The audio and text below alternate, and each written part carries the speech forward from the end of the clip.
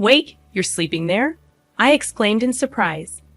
Currently, I was house sitting for my brother and his wife while they were on a trip, accompanied by my niece, Emily, in my brother's house.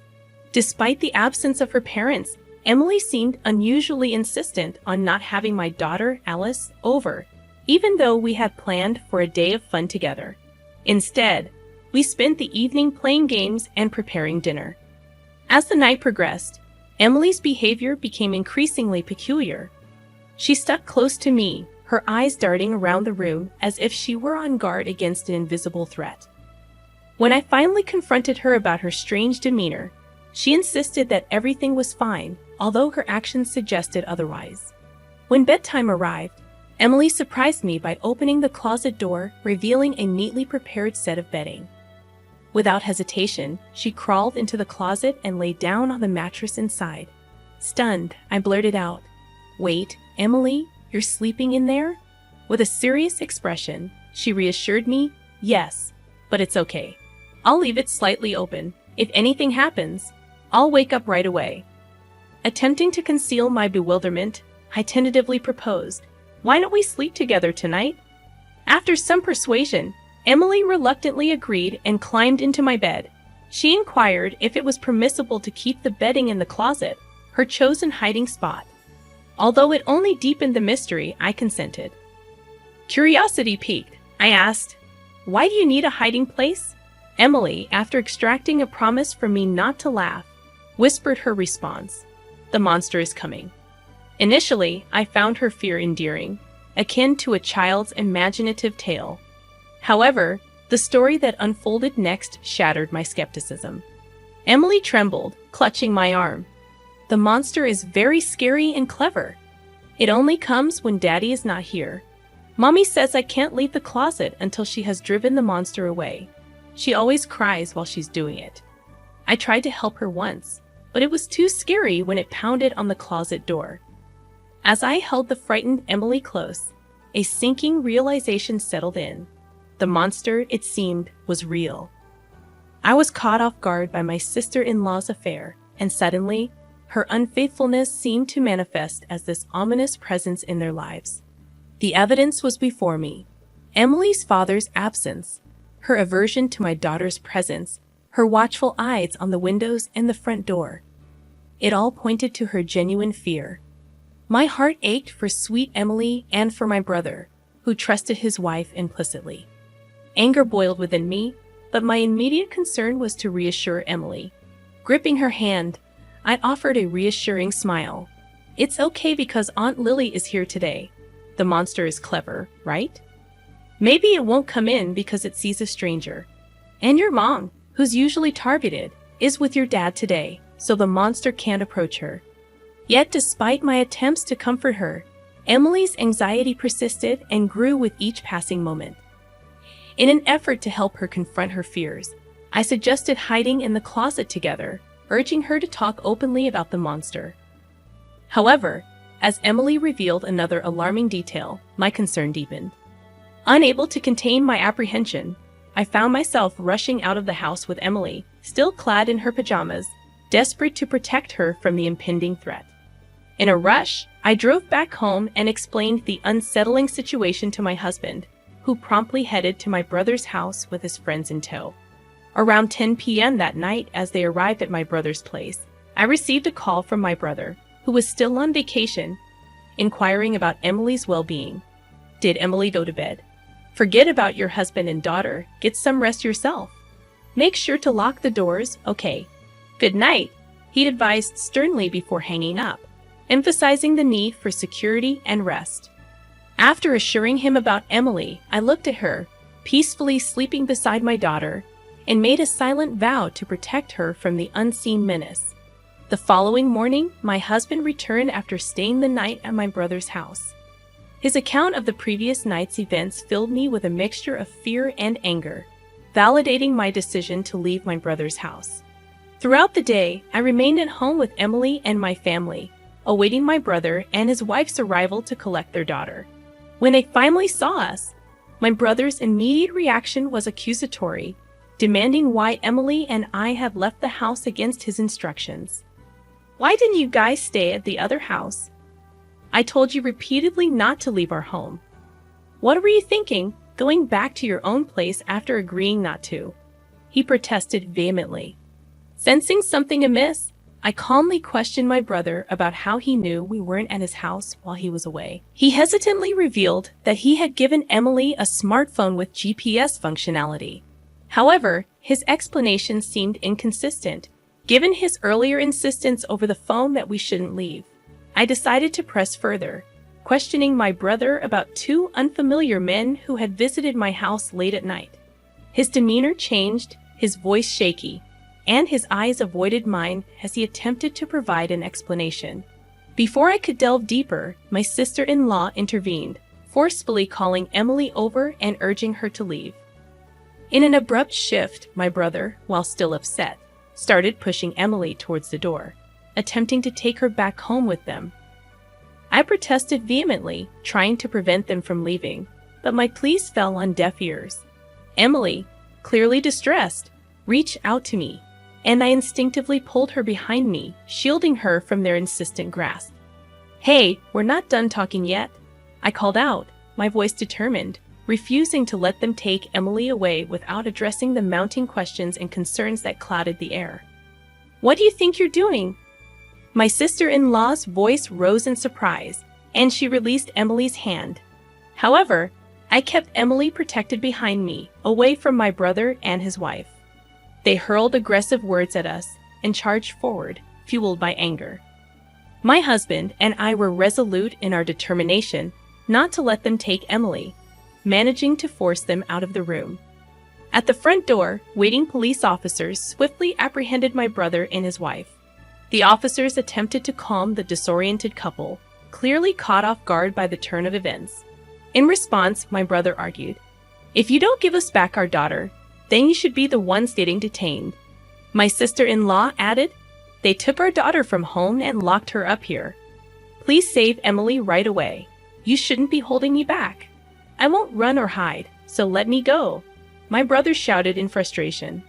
Emily and my daughter, who had noticed the commotion and come out, were talking behind me, looking surprised. My daughter innocently remarked, "She doesn't seem locked up at all." I wasn't sure if my brother heard her, but he turned to Emily and commanded her to come to him in a strong tone. However, the severity of her father's demeanor scared her, and she refused to leave my side. My sister-in-law stood silently by the police officer, just watching my brother, not attempting to call Emily over. Enraged that things weren't going his way, my brother continued to yell in the entrance, completely restrained by the police officer. Witnessing this, my husband pushed his smartphone in front of my brother's face. Noticing this, I told Emily and my daughter to wait once more in the other room and shut the door so they wouldn't hear the audio. After confirming this, my husband started playing a video he had recorded at my brother's house the night before without uttering a word. The video began with a key slowly turning in the lock of the house. It seemed they had used a spare key.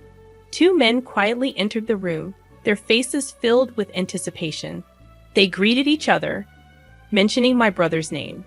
"Didn't know we had company. Hey, how much did you pay?" One of them smirked, eyeing my husband and his friends. When my husband's friend gave a vague response, avoiding the question, one of the men boasted that because they were good friends with my brother and his wife, they got an even bigger discount, mentioning a specific amount. They continued, "We're lucky we get to play with the kids today." The man's laughter was sinister. I couldn't see the screen, but the audio alone was enough to make my skin crawl. Afterwards, my husband's friend bombarded the men with questions, asking if they often came to this house and if they always came as a pair. Sensing something was off, the men asked where Emily and I were.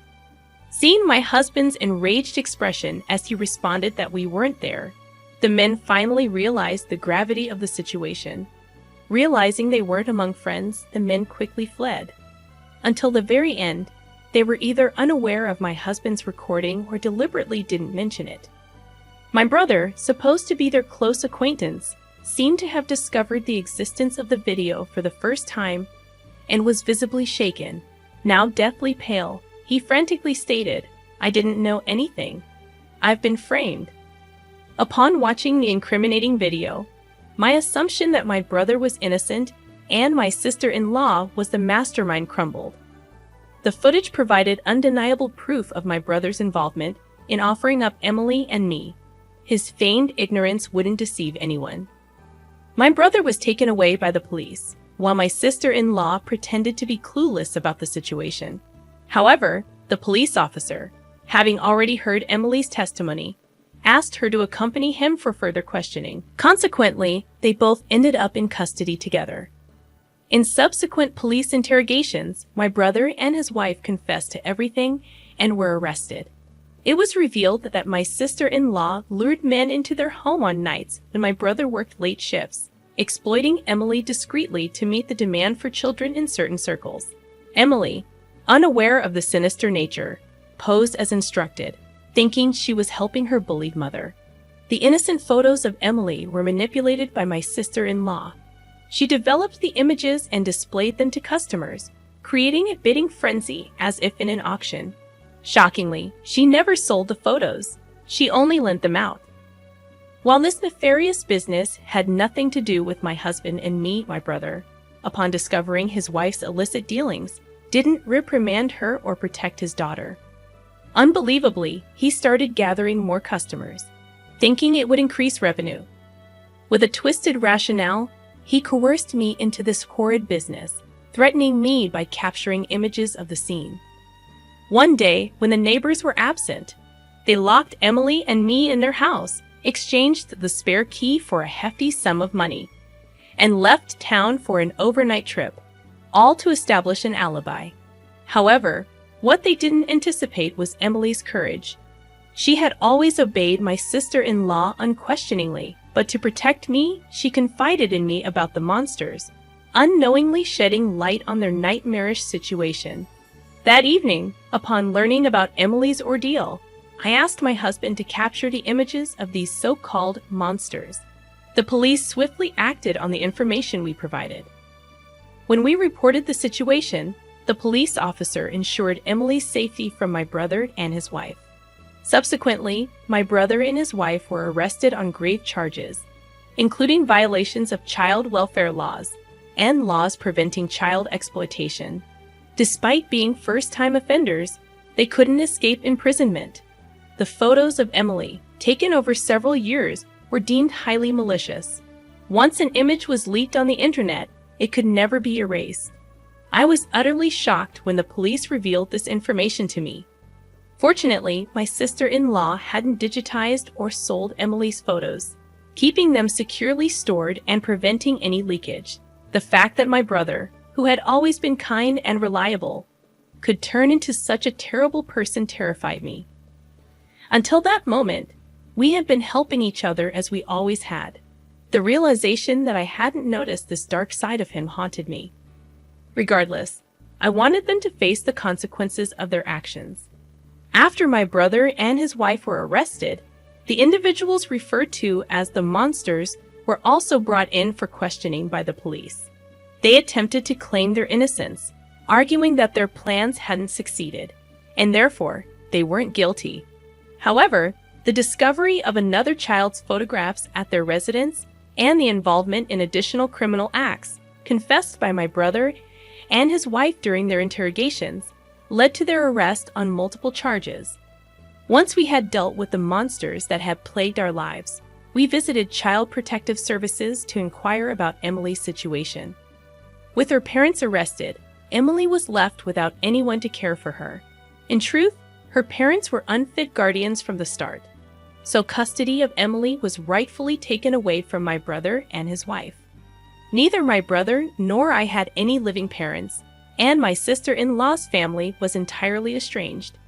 We discovered that if no one from her family agreed to take her in, Emily would be placed with foster parents. After discussing it with my husband, we decided to adopt Emily. To me, Emily was not only someone I felt deeply indebted to, but also a girl I had grown to love as my own daughter. The mere thought of leaving her was unbearable. Thankfully, my husband agreed, and we viewed this as an opportunity to move to my in-laws' town.